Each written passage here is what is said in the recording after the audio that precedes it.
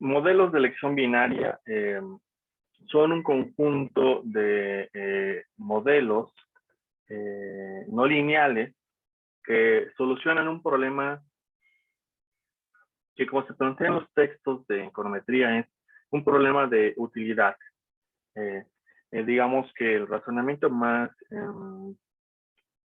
sencillo de los modelos de elección binaria parte del supuesto de que imaginemos una situación en la cual queremos identificar cuál es la utilidad para un individuo iésimo, llamemos la utilidad de un individuo iésimo, donde I corre desde 1, 2 hasta n. Y supongamos que lo que queremos es identificar cuál es cuál es la respuesta que tendrá un individuo dada una utilidad observada. Entonces, normalmente, como se empiezan estos problemas, es que existe una utilidad, le voy a llamar, si subíndice una utilidad, pongámosle utilidad de pelitos, la utilidad umbral, vamos a llamarlo así, a partir de la cual el individuo valora muy bien una situación. Entonces, cuando se rebasa esa utilidad, el individuo toma la elección de decir, bueno, quiero este producto, quiero esta cosa. Y cuando la utilidad es menor a este nivel umbral, el individuo dice, no, no quiero este producto, no quiero esta cosa. Por lo tanto, normalmente este tipo de modelos asumen que existen dos respuestas, ¿no? Una respuesta llamada 1 y otra respuesta 0, donde la 1 está asociada a cuando la utilidad del individuo iésimo es mayor que la utilidad umbral. Y la utilidad y el respuesta 0 está asociada a una cosa cuando el individuo, su utilidad es menor o igual que la utilidad umbral. El menor o igual, o en su caso puedo ponerlo mayor o igual, si yo quisiera. Es decir, el complemento de igual lo puedo poner en cualquiera de los dos, de cualquiera de las dos opciones. Como este es un evento, suponemos, continuo, entonces es básicamente irrelevante. Solamente es quién de los dos opciones tiene o no la igualdad. Eso no debería preocuparnos tanto en este momento. Bien, entonces estos modelos se les suele decir utilitaristas. No me gusta tanto el término, pero es más o menos como se conocen los libros de texto. Y me gusta más una perspectiva como la que voy a enunciar ahora, que tiene que ver con, es un problema simplemente de particionar una curva de densidad de probabilidad. Entonces, el fenómeno estadístico, desde mi perspectiva, es más o menos así.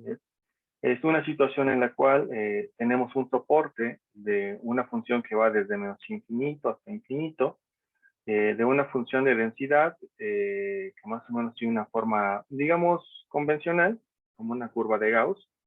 Y entonces el problema de probability logic consiste en decir, bueno, asignémosle una probabilidad al evento 0 y una probabilidad al evento 1. Entonces digamos que el evento 1 ocurre con una probabilidad dada, la cual ocurrirá siempre que nosotros identifiquemos un umbral dentro de este soporte. Digamos que el umbral está aquí, a este amigo llamamos de umbral pelitos, y digamos que todos los valores que estén por encima de este umbral, es decir, todos los valores que estén entre este rango y este rango, que yo sombrearé ahora, serán la probabilidad de que el evento observado, y le voy a poner Y en este momento, para el individuo iésimo sea igual a 1. Y digamos que toda la región que queda, que podría ser visto como 1 menos la probabilidad de que el evento iésimo sea igual a 1, o igual a la probabilidad de que el evento iésimo sea igual a 0. Simplemente es el complemento. Entonces, es una partición de la función de distribución. Así es como me parece que es más sencillo entender. Entonces, el evento probit, o digamos, el fenómeno probit, consiste en estimar cuando estamos en una situación por encima del umbral, por encima de U pelitos, y cuando estamos en una situación por debajo. Y aquí es cuando podemos hacer una construcción teórica de qué determina esta utilidad, qué determina ese valor que le estamos dando o asignando a cada uno de los eventos. Por ejemplo, regresemos a mi problema del pago del crédito. ¿Qué factores contribuyen a que la utilidad de pagar el crédito sea mayor que la utilidad umbral? Por ejemplo, hay un tema de riesgo moral en el tema de los créditos. Una persona que seguramente no va a pagar el crédito y que pide un crédito pensando no pagarlo, va a pedir un monto muy alto. Entonces podemos pensar que entre más alto sea el monto del crédito, es más útil no pagarlo, por lo tanto estar en la zona por debajo de la utilidad U estrella. Por el contrario, si quisiéramos pagar el crédito, entonces estaríamos en una zona por encima de la utilidad del litigio. Bien. Si ustedes repiensan este problema, se darán cuenta que en realidad el fenómeno en el que estamos analizando es un fenómeno que se conoce como un experimento del tipo Bernoulli. Es un experimento que, digamos, que tiene dos salidas o dos resultados. Los experimentos Bernoulli, son la función de probabilidad discreta de las más básicas que conocemos. Probablemente la más básica. Y el experimento Bernoulli simplemente dice, bueno, existe la probabilidad de que para un individuo iésimo su resultado sea igual a 1, dada una serie de características ¿sí? Y a esta la podemos llamar Px. También existe la probabilidad de que el individuo iésimo tome la opción 0 y condicional en sus características, y esta la llamamos 1 menos Px. De esta manera, es fácil para nosotros recordar que podemos construir una varianza de la variable aleatoria y. La variable aleatoria y solo puede tomar dos valores, 1 o 0. Digamos que el valor medio, o dicho de esta manera, el valor esperado de la variable aleatoria y será igual, condicional en la información que tenemos. Condicional en la información, si ustedes se acuerdan de su curso de estadística, esto es igual simplemente a Px. La varianza de la variable aleatoria y dado xy será igual a Px por 1 menos Px. Entonces, podemos regresar entonces a nuestro problema básico de estimación en econometría. Lo que hacemos en econometría normalmente es estimar el valor esperado de una variable aleatoria. En el caso lineal, supusimos que el valor esperado de la variable aleatoria tenía una forma de ecuación lineal. En este caso, en los modelos no lineales, vamos a asumir que la forma funcional del valor esperado no es una forma lineal. Es una forma provista de probabilidad. Le vamos a dar linealidad en un sentido que ahora voy a conversar. Bien. No sé si tengan alguna duda en este punto hasta lo que voy comentando en este momento. Ok. Entonces, nosotros le vamos a dar una forma lineal dada esta situación. Supongamos por un momento que lo que sabemos es que observamos únicamente dos resultados. Sabemos que una variable aleatoria y puede tomar dos valores, 1 y 0. Eso es lo que sabemos.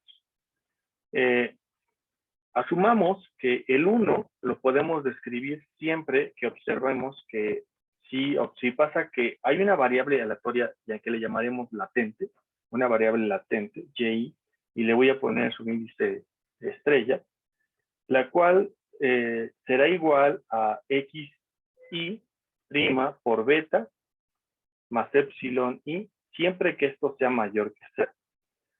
Y otra variable que sea y, igual aleatoria, igual a xy por beta más epsilon y menor que 0. Entonces, lo que estoy planteando es, lo que sabemos es que el resultado observado es simplemente 0 y 1.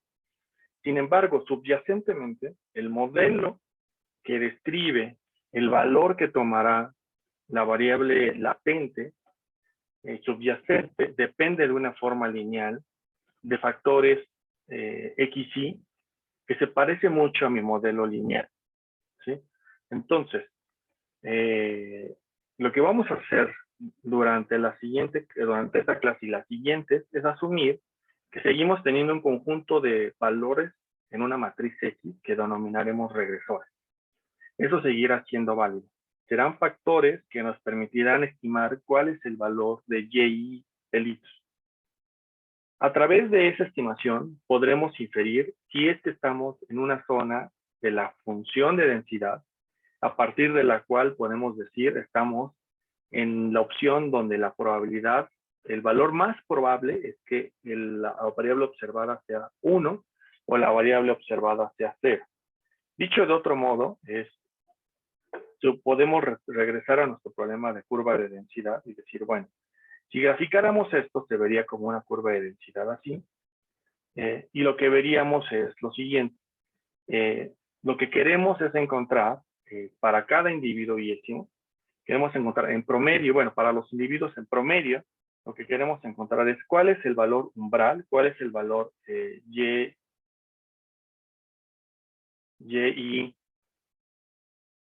pelitos, a partir del cual esto es cierto, X por beta más epsilon i, bueno, perdón, sí, más epsilon i. Queremos encontrar un valor estimado, que le voy a poner aquí Y gorrito, utilizando un conjunto de betas, encontrar este valor, porque sabemos que ese valor es el que justamente va a particionar la curva.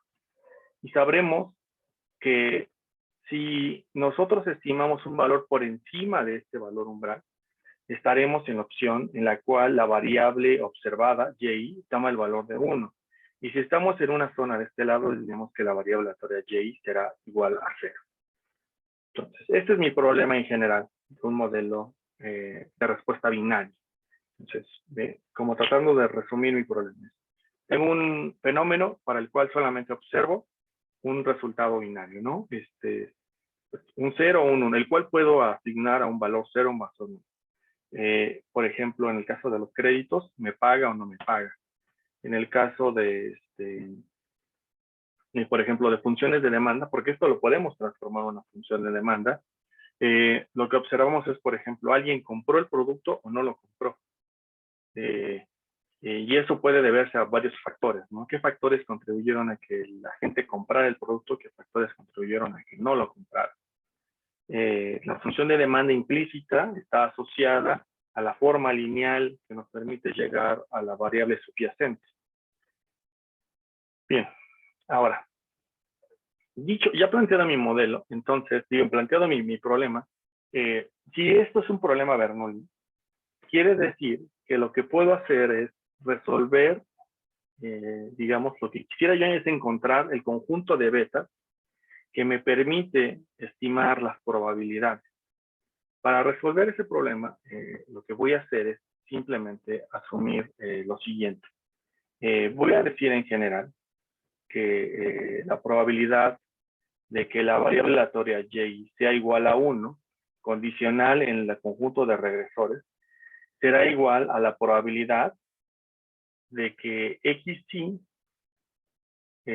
más epsilon i sea mayor, por beta, aquí me falta beta.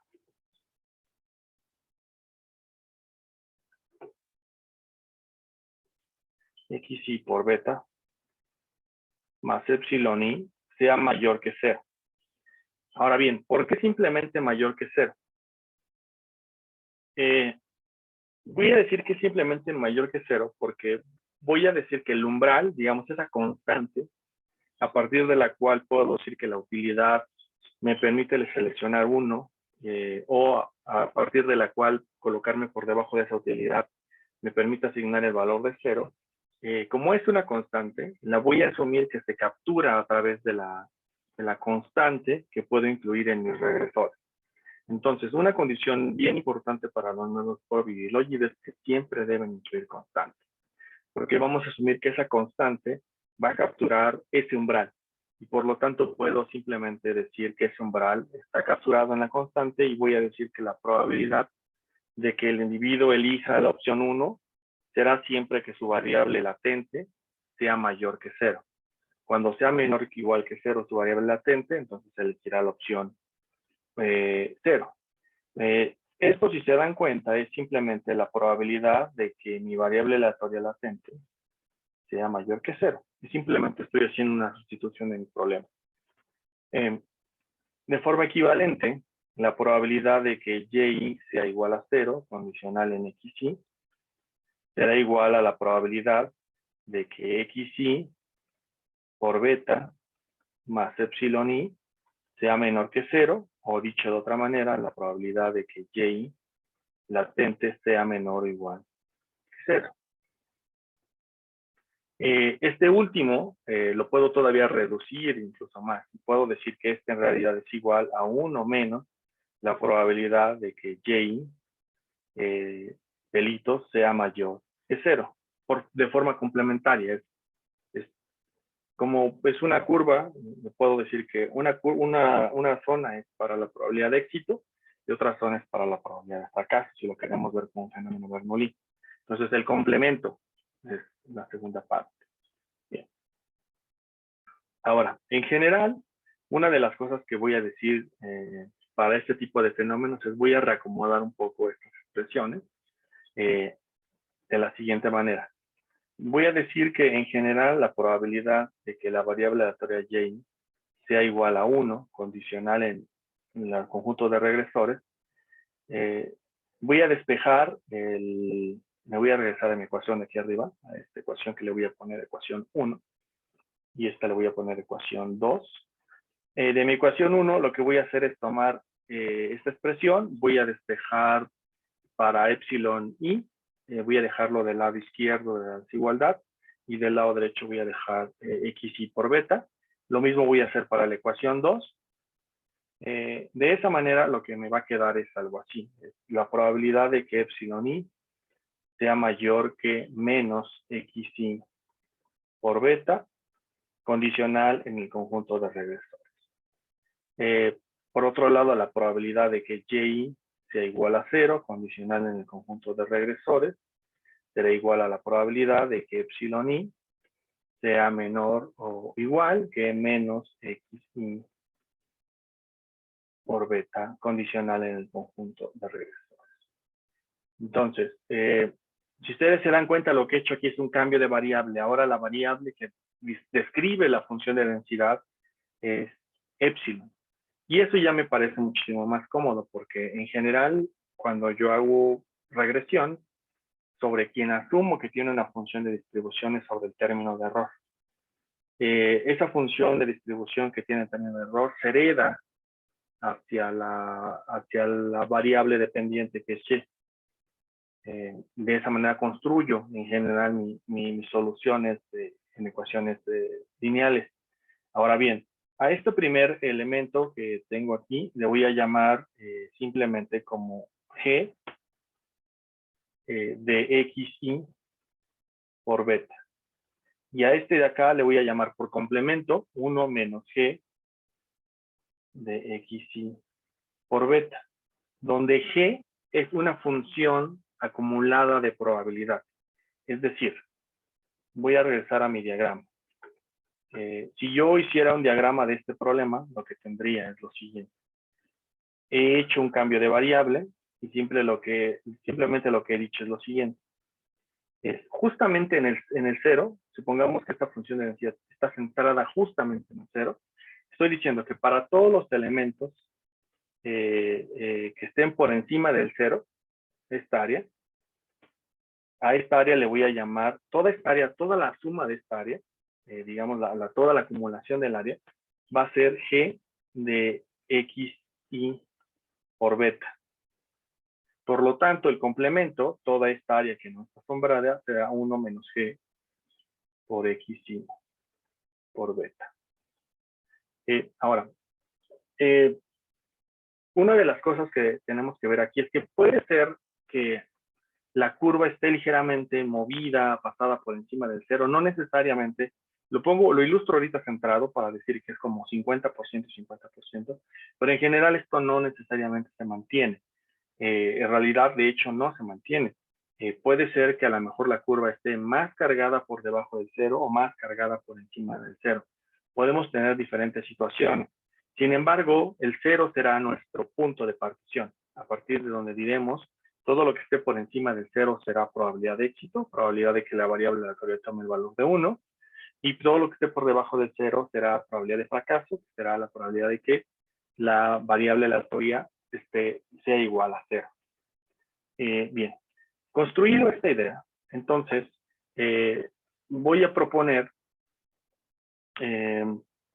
bueno, aquí me falta más poner algo más, donde XY por beta es de la forma habitual que ya sabemos, ¿no? Que es, va a tener una constante, beta 1, más beta 2 por XY2, más puntitos beta K, XY subíndice K. Será de la forma que sabemos. Esta es la parte lineal que nosotros conocemos. Entonces tendremos regresores, beta, que nos permiten construir XY por beta.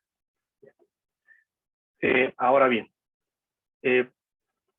dada mi construcción, mi problema de estimación consiste simplemente en resolver una función de verosimilitud que estará dada por lo siguiente. Será una función de densidad de variables aleatorias y yo sé que esta función de densidad, si es una Bernoulli, se debería de ver de la siguiente manera. Condicional en XY debería de ser igual a, ya utilizando la notación de G, diría que la probabilidad de que el evento sea 1, G de XY por beta, y lo voy a poner esto elevado a la variable aleatoria Y. Entonces, siempre que yo obtenga éxito, esto será válido. Cuando sea fracaso, Y será igual a 0. Entonces, G elevado a la 0 será 1. Entonces, digamos que esto solo o es la probabilidad de éxito o es 1. Multiplicado por 1 menos G de XY por beta elevado a la 1 menos Y. Entonces, es simplemente mi función de densidad de una Bernoulli o es éxito o es fracaso, lo que va a resultar de esta expresión. Si esto es para cada individuo, entonces en general, para todos los individuos, puedo construir una función L de beta, que sería el producto desde I igual a 1 hasta N de esta expresión de G de XY por beta elevado a la Y multiplicado por 1 menos G, que multiplica a XY por beta a 1 menos Y. Es el producto para todos los elementos en la función de densidad. Esta es mi función de verosimilitud. Entonces, ¿cómo resuelvo mi problema de estimación? Bueno, el problema de estimación dice que si ustedes se acuerdan en la clase pasada, yo dije que este tipo de problemas se pueden resolver a través de una estimación basada en verosimilitud, y eso resulta de maximizar para todos los valores de beta que maximizan esta función, maximizar L de beta. O equivalentemente, es equivalente a maximizar el logaritmo natural de L de beta. El software ya tiene previamente cargado, bueno, Python, todos los otros que hacen este tipo de modelos ya los tienen previamente cargado. La función de verosimilitud asociada tiene el gradiente, tiene la segunda derivada, que es el matriz hessiano, o la matriz de Hessiano, y nos permite encontrar los resultados. Pero entonces digamos que el problema de maximización resulta de resolver este problema de verosimilitud. Bien. Entonces, suponiendo que ya podemos sortear eso, porque en realidad eso no nos preocupa, porque el software nos ayuda bastante, ahora lo único que quiero hacer es cerrar mi discusión con dos temas adyacentes a este problema. El primer tema es hablar sobre cómo debe ser G. G es una función de densidad que va a definir qué tipo de modelo estoy analizando. ¿Un Probit o un Logit? Si mi problema es un Probit, entonces yo voy a decir que G, entonces digamos esto es como, primero, Probit. Si estoy ante un Probit, lo que voy a decir es que G es de la forma habitual es una g de xy por beta, será igual a una función de densidad, una función acumulada del tipo normal, la cual simbolizo con con esta letra griega xy por beta, que sería igual a la integral desde menos infinito hasta xy por beta de la función de densidad habitual, que yo conozco que es la normal, que es 1 sobre raíz de 2pi de e a la menos 1 medio de b diferencial de b.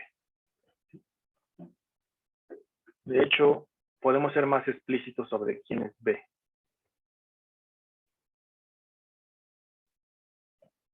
No, bueno, lo voy a dejar en términos de b, para no generar.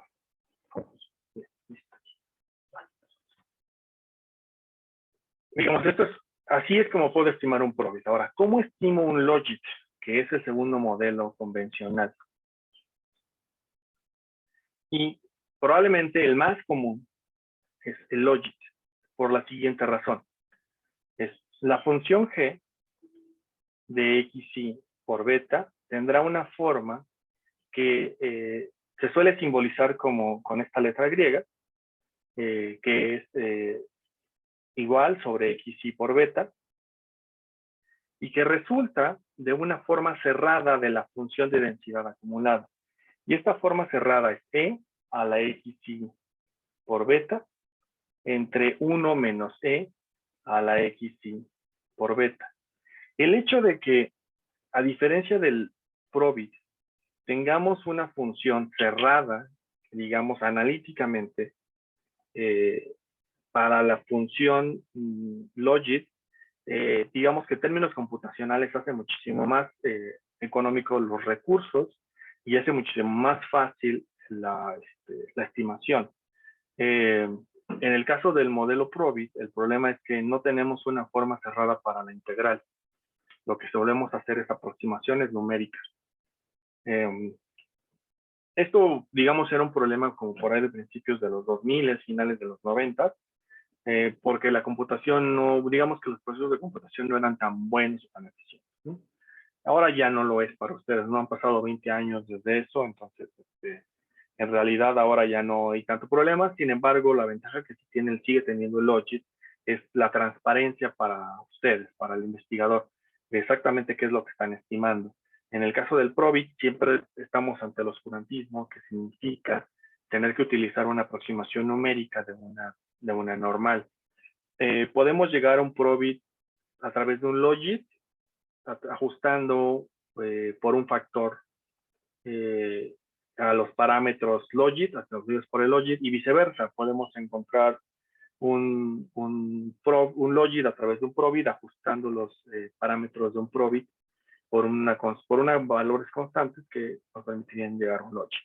La diferencia entre las funciones probit y logit es básicamente que una de las dos es más aplanada. Concretamente, la logit es un poquito más aplanada que una normal. Entonces, simplemente ajustar un poco los coeficientes. Bien. Ahora, dado que tengo ya la forma que describe a un probit y un logit, lo único que voy a hacer ahora es establecer una condición bien importante cuando haga yo una estimación de un modelo probit y un modelo logit. Lo primero que quiero comentarles es que, en general, cuando estimamos un modelo probit o un modelo logit, vamos a obtener el conjunto de betas, porque eso es justamente el proceso de estimación. Lo que obtendremos es, resolveremos este problema de optimización, obtendremos betas. Sin embargo, si ustedes se dan cuenta, las betas que obtenemos son betas que necesitamos incorporar a la función de densidad para obtener un valor de la probabilidad.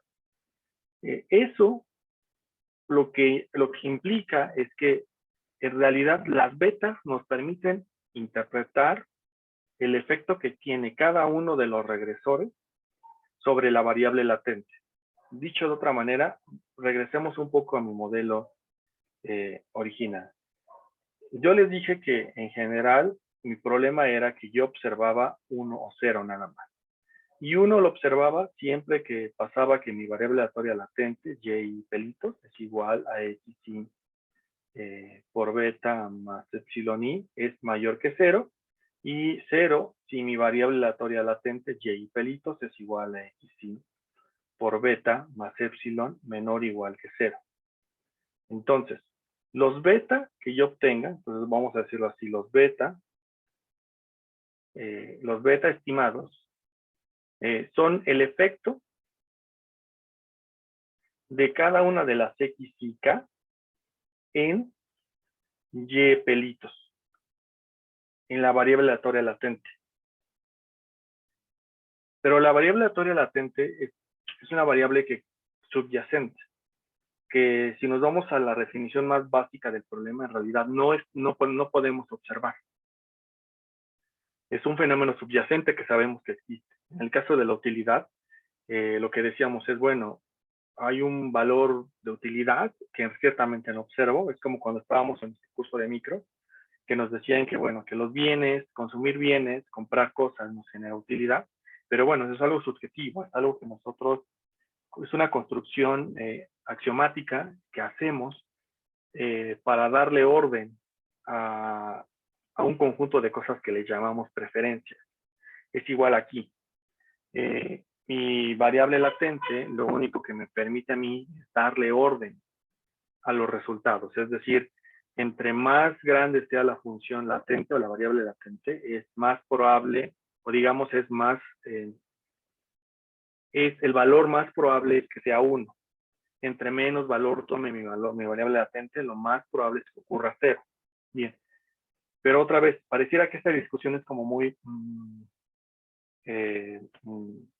¿cómo decirlo? Hasta surrealista de repente, ¿no? Mucho como la micro. Que parece más un fenómeno ahí etéreo, ¿no? Y justamente este problema nos lleva entonces a hacer métricas para decir, bueno, si no puedo interpretar a beta, porque esa es justamente la conclusión, no puedo interpretar de manera directa a beta, porque lo único que sí sería valioso de beta probablemente serían los signos. Si un beta me sale positivo, sí puedo inferir que a lo mejor esa variable o ese regresor tiene un efecto positivo sobre la probabilidad de obtener 0 o la probabilidad de tener 1, dependiendo de cómo lo quiera interpretar. Pero más allá de eso no me permite decir más. Entonces, ¿cómo solucionamos esa no interpretabilidad de beta? Lo vamos a solucionar a través del concepto de efectos marginales. Entonces, aquí voy a utilizar una cosa que se va a llamar efecto marginal. Me voy a regresar un poquito a lo que di durante el curso, al principio del curso. Entonces, el efecto marginal es el efecto sobre el valor esperado, ¿no? Entonces, si ustedes se acuerdan, les dije que el valor esperado de la variable aleatoria y condicional en xy era igual a px. Pero que px era igual a la probabilidad de que y sea igual a 1 condicional en xy. En el caso de un volado, por ejemplo, cuando ustedes lanzan una moneda, ¿cuál es el valor esperado del volado? Es 0.5, ¿no? De una moneda perfectamente balanceada, ¿no? Entonces, ese es el valor esperado. Entonces, considerando este valor esperado, podemos establecer que el efecto marginal es simplemente, bueno, déjenme borrar esto. El efecto marginal, que voy a denominar como efecto marginal de la variable késima, será igual a la derivada con respecto de x késimo del valor esperado de y condicional en xy. O dicho de otra manera, es la derivada respecto de xk de la probabilidad de que y sea igual a 1 condicional en xy. Bien, pero la probabilidad de que la variable aleatoria tome el valor de xy, si ustedes se acuerdan de mi formulación que hice aquí arriba, yo dije que esa probabilidad era igual a, le puse, y esa probabilidad va a ser igual a g. Bueno, voy a utilizar ese hecho Yo digo que esto, entonces, es igual a la derivada con respecto de xk de g de xy por beta. Pero g es una función de probabilidad acumulada, por lo tanto debe de tener una función de densidad, ¿no? Entonces, acuérdense que la función acumulada de probabilidad es la integral y su derivada es la función de densidad de probabilidad. Entonces a esa la voy a llamar g minúscula, g de xy por beta.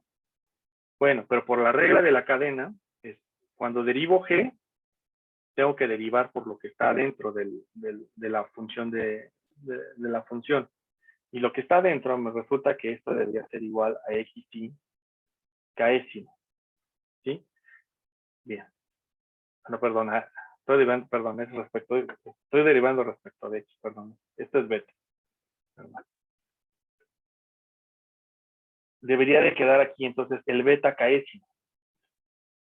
Resulta ser que entonces el efecto marginal de una variable késima en un modelo Probit es igual al parámetro beta, lo cual suena lógico, es decir, por ejemplo, ¿cuál es el efecto que tiene la edad en la probabilidad de que una persona pague su crédito?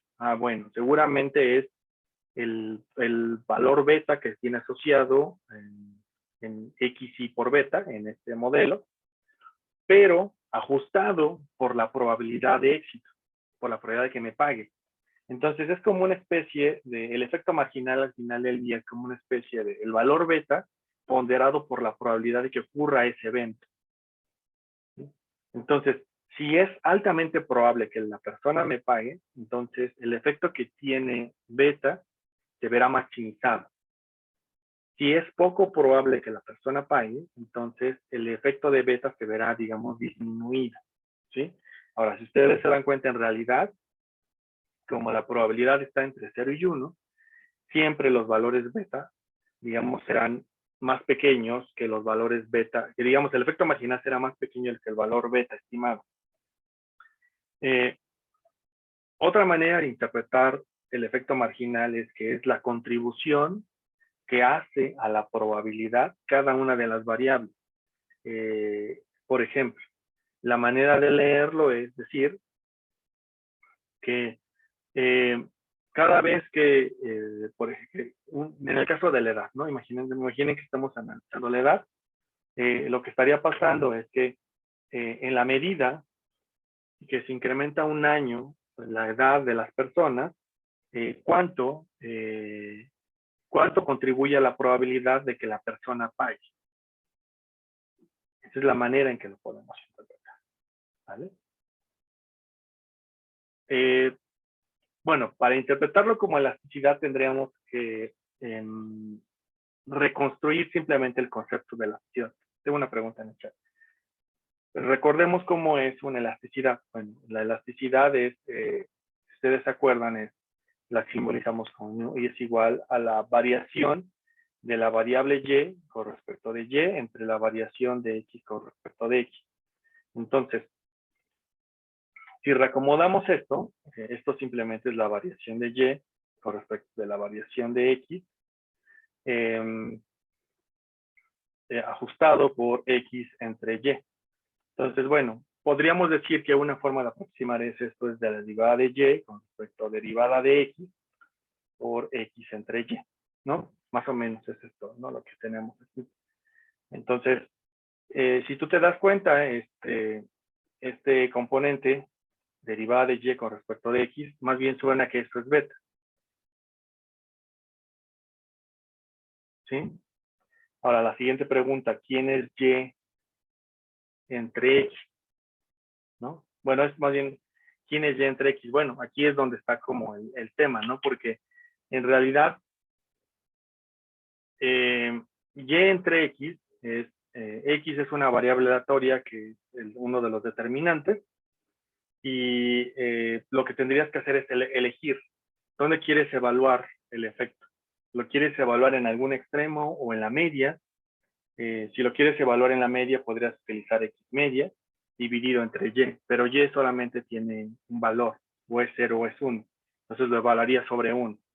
Entonces simplemente es a multiplicar digamos, este resultado que te queda por el promedio de X. Y ya tendrías una forma particular de la elasticidad. Si quieren, justamente cuando hagamos la aplicación, converso un poquito más al respecto de cómo hacer elasticidades ya digamos, en la práctica. Vale, bien. Bien, espero que con esto haya quedado resuelta un poco la duda. Si no, por favor, por el chat o preguntándome, con todo gusto lo atendemos. Bien. Ahora bien, al igual que en el problema del modelo tradicional lineal, este efecto marginal funciona siempre que la variable aleatoria sea continua, ¿no? Pero ¿qué pasa cuando la variable aleatoria es discreta? Es decir, o cuando es una dicotómica. Bueno, cuando se trata de un problema de una variable dicotómica, a lo que nos vamos a enfrentar es a un problema de, bueno, lo que tengo que hacer es entonces comparar el efecto marginal resultará de una comparación que voy a enunciar ahora. Entonces, cuando la variable aleatoria sea dicotómica, voy a decir que el efecto marginal de la variable DOMI será igual a la probabilidad de que la variable aleatoria Y sea igual a 1, condicional en XY, y condicional en que esa variable dicotómica sea igual a 1, menos la probabilidad de que Y sea igual a 1, condicional en que XY y que D sea igual a 0. De esta manera obtendría, digamos, el efecto marginal. Entonces, o dicho de otra manera, es lo que tendría G evaluado en XY por beta, condicional en que la DOMI es igual a 1, menos G, evaluado en XY por beta, condicional en que la DOMI es igual a 0. Ahora bien, noten algo. Este es el efecto marginal para el evento de éxito. Pero también podríamos analizar el efecto marginal para el evento de fracaso o el evento cero. Es decir, también sería válido analizar cuál es el efecto marginal de la DOMI para los casos en los que Y es igual a 0, condicional en XY, y que la DOMI sea igual a 1, menos la probabilidad de que Y sea igual a 0, condicional en que XY, y que D sea igual a 0. También es importante porque, por ejemplo, imagínense que la DOMI es una DOMI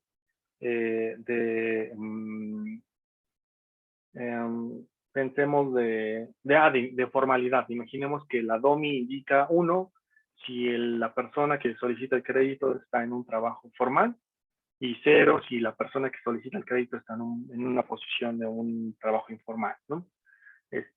Y supongamos que los dos son objetos de crédito, porque ambos pueden comprobar que tienen una cuenta bancaria, no sé, ciertos filtros que han pasado, ¿no? Que a los dos se les puede dar el crédito.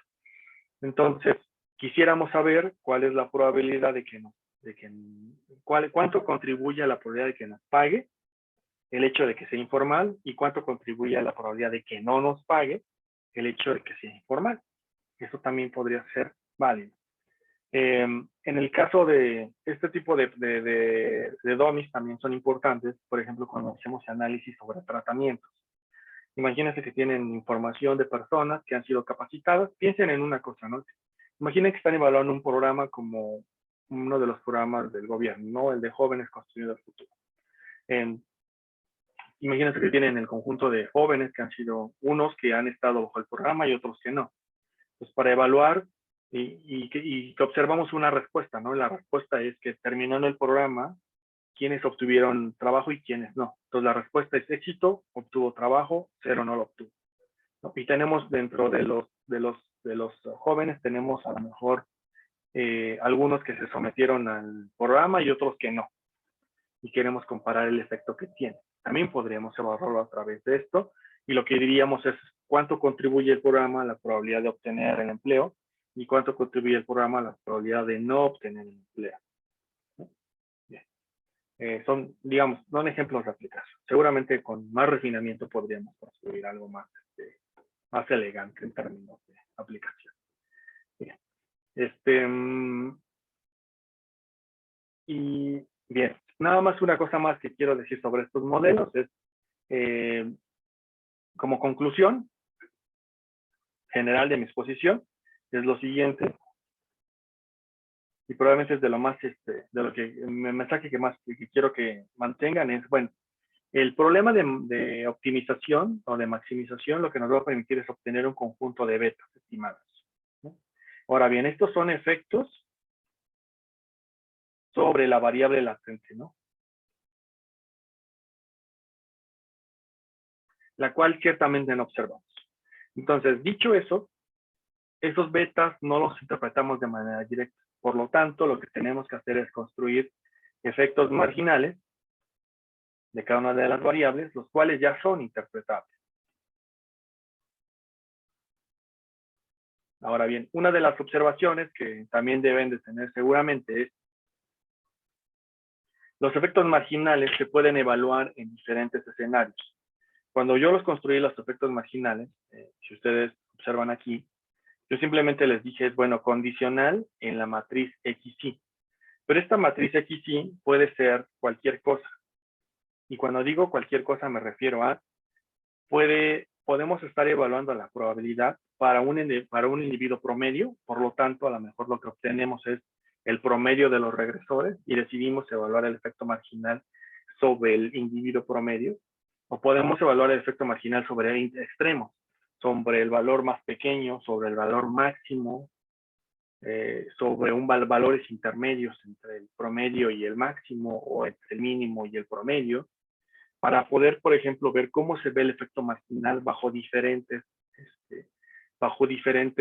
valores que le demos a la matriz X. Y eso es importante porque a lo mejor de esa manera podemos identificar si el efecto marginal, por ejemplo, de un programa como el de Jóvenes Construyendo el Futuro, se va diluyendo en función de qué tanto nos alejamos de los valores promedio. Piénsenlo así. Muchas veces cuando hacemos evaluación de programas sociales, no nos interesa tanto qué tan bien le va al individuo promedio. Porque, digamos, pero sí nos interesa, pero ese no es el verdadero problema cuando hacemos evaluación de programas sociales. El verdadero problema es saber cómo le va al individuo más ínfimo dentro de la muestra. Es decir, cómo les va a los inframarginales. ¿Por qué es importante eso? Porque lo que queremos es que los inframarginales, por ejemplo, superen una cuota mínima, digamos, para salir de un problema de pobreza.